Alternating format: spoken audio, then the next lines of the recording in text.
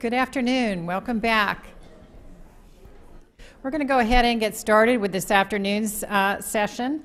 Session 3 is on public perception and conflicts of interest. I know it's a rough time after lunch, but I think we've got an interesting group of folks to speak this afternoon about the media and how the media can portray these conflicts of interest questions and in the context of innovation.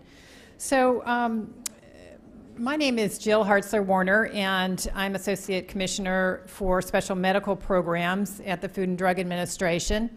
And part of my interest in this area is one of the areas that I oversee is our Advisory Committee Oversight and Management Group. And so we do look at conflicts of interest among our members, as I spoke of earlier.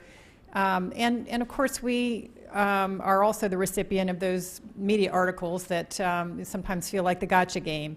And I think one of the concerns that personally I have is that the media portray to try to give the fuller picture of what's going on. Sometimes, I think from my perspective, the equation of a true conflict of interest or something that there's a very direct financial interest versus something that happened maybe 5 years ago or it's more tangential, sometimes loses that focus on what's important.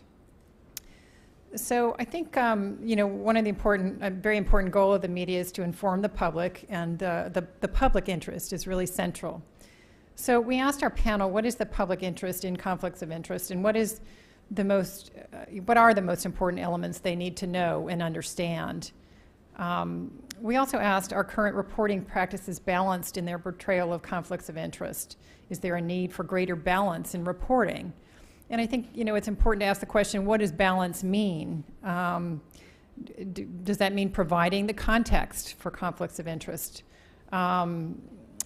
Does that mean shedding light on the complexity of the landscape of what conflicts of interest are defined as, or what the policies are, or how they're implemented, what the disclosure requirements are?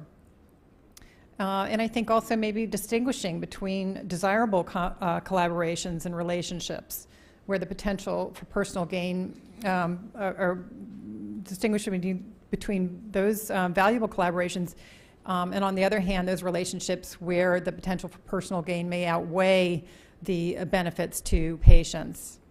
And finally, we asked, how can innovation and integrity both be served through public reporting?